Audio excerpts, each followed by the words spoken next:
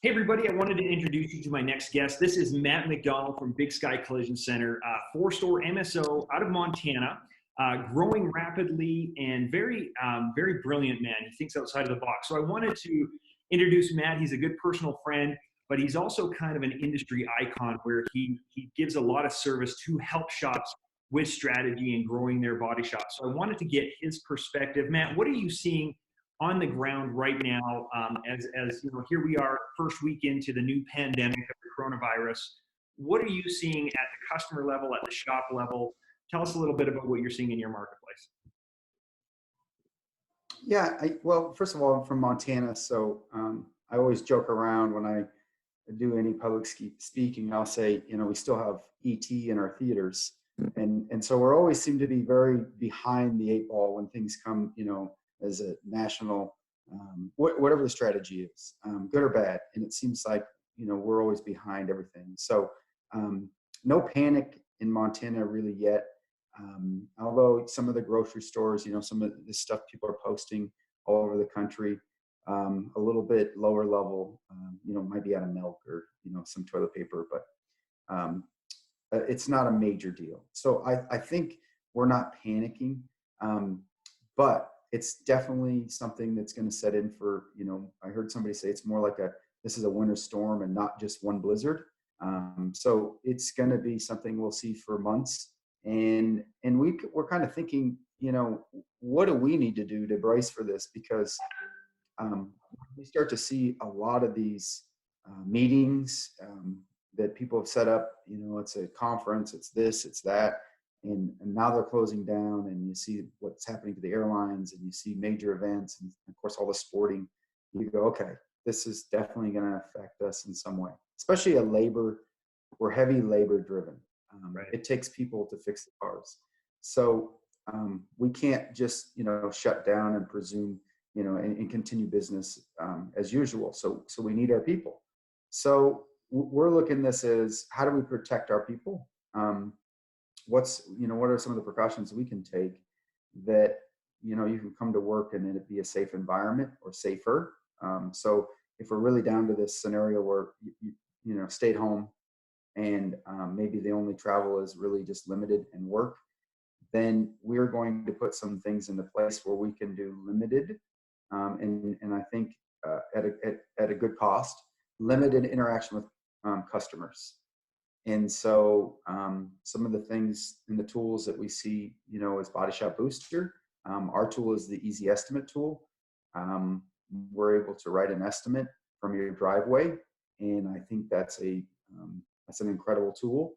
And also, when people are dropping off, why not use DocuSign and send the documents 48 hours before they're dropping their car off? Or we email it and we say, just sign the documents and leave them on your front seat. And then when you drop your car off, you just put the keys in the key drop. And you're protected.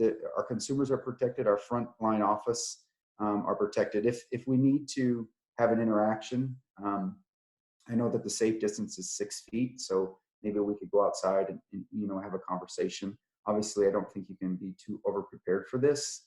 So being able to still operate and still able to get our vehicles in the shop and still write estimates, and have that limited interaction with our consumers. We have so much technology, smartphones and the cameras in them, and able to send DocuSigns. And some of the great things that we can do is use those technology, email and phones and everything that we have, to stay in contact, but not have an actual interaction, keep our arms length. So we're looking to protect our people just as much as, we hope all of our customers stay safe as well. So kind of early stages, protecting your staff, protecting the customers. I know a lot of shops are talking about, hey, you know what, I'm concerned. Obviously, customer concerns. How do you get that message to your customers, letting them know that you're taking these steps for their safety, and to give them that comfort level that that you have taken these steps? How are you getting the message out to customers? Yeah, I think, obviously we have that, we have their phone number in the beginning, that whether you're DRP or not, you're going to probably have some initial contact with the customer. To start to prepare some text messages that we can send to our customers. We spent over an hour this morning looking at our website, and we were going to put a COVID-19 tab on our website. So when you get up on our website, you go, oh, what are they doing? And then, oh, goodness, I can click this button, I can get an estimate, or I can click this button to request some information. So really what we're looking is, there's a proactive button that you can find on the website, or we can push people to the website where they can go in and start putting in information. And as far as I'm concerned, if somebody drops off their car and they're leaving their keys in the drop box, and we have no physical interaction with them, it's all through the phone and email, I think we're doing our part. Again, I don't even know if there's only like 4 cases in all of Montana. So, to completely shut down the businesses, I was out today and driving around, and I don't think anybody's taking it, that serious. People are working.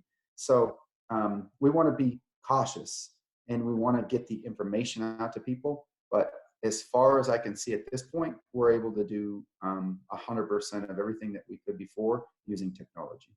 Got it. I like it. And what are you guys anticipating? There's lots of talk about, okay, so once the initial concern gets over, shops are going to work through their backlog. What about the next step, which is how people are getting financially impacted? Are there any advice that you can give, such as, helping to finance the customer's deductible, different things that you guys are looking at internally to offset any financial burden that they might have, or concerns that are going to get them in that holding pattern? Is there anything that you guys have talked about doing on that side of it? Yeah, that's a great question, Ryan.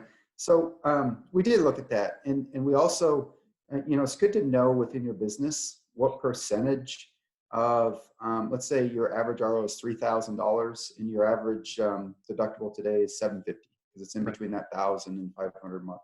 Then you would look at that as a percentage of what your sales might be versus what the customer portion is. And if you're going to finance, you're not necessarily going to have to finance the insurance side. Their checks have always been good. Yeah. So you got to look at from a business standpoint, am I able to still do this? And what's going to be my, can I still do repairs? And if I can, what is that responsibility to me to be if I finance the customers? And again, not every single customer is going to need that. But you look at that portion and say, well, if we're going to finance something, it's only this portion, and maybe 25% of all the people might need that. And you can weigh that out as that risk, and now put it into your business model. And, to shut down or really hold back on your business because you think the customers might not have the deductibles, I think we're missing the bigger picture, which is, the insurance portion. And you're limiting what your risk is by that customer pay or by just the deductible. So I think, the collision business, and I think not to be selfish about this. Of course, we want to continue business as usual, but you got to look at our consumers. They need transportation. Yeah.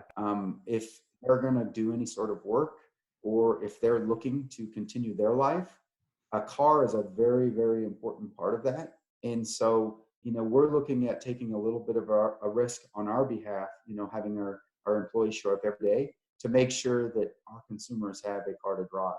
And of course, there's a selfish part of that. Yes, we want to continue business, but also you can pass off that, that part of it and say, listen, we really are concerned about the people in our community and they're having their rides. That's why we continue to work, and we want to make sure that everybody can continue to live at least our portion, and that's why we want to provide those repairs. I gotcha. Long-term effects, again, I know Montana is a unique market, and I think a lot of shops in rural or markets similar to Montana. What are you guys anticipating is the long-term effects of this, the coronavirus? I'm talking past 6 months, kind of and onwards. Have you given much thought to that, and do you have any perspective that you can share with other shops? Yeah, we've talked about it. Again, we're not economists, and we're not going to begin to predict what we think it would be. However, the country was in a pretty good place right before this came. Right. And so it wasn't that long ago that we remember, how well things were. So I think the recovery will be quick. And what I'm hoping to see is that, we contain the virus quickly by, the measures that we've taken. And by containing it quickly, that we can get back to, business as usual. And I think once we do, it wasn't that long ago that we remember, what we were all doing. And I think everybody's going to hit the ground running. I think the recovery will be quick because of that. Perfect. I like it. Well, I think you guys are taking some amazing steps, Matt. I appreciate you taking the time to share with other shops and share with the community what you're doing, what steps you're taking. And is there any final thoughts that you'd like to share with folks before we wrap this up? Yeah, I think everybody that can get together with their staff and have a meeting, it shows that you care about them, number one. And number two, they'll come up with some pretty good ideas. And you just promote them to use technology to continue business, and they'll get pretty crafty. That's how we were able to maintain. As we had a staff meeting right away, and most of the ideas that we have that are good don't come from me, that's for sure. So we're pretty good about stealing great ideas from others. So I can encourage them, and just being, we call it the idea fairy, let it bounce around the walls. I love it. Well, thank you again, Matt. I really appreciate you being on the call with me. We'll post this up so other shops can have a look at it, and we'll be in touch as things develop and new ideas come to the surface. I'm sure we'll be hearing more from you. So thanks very much. Yeah, thank you, Ryan.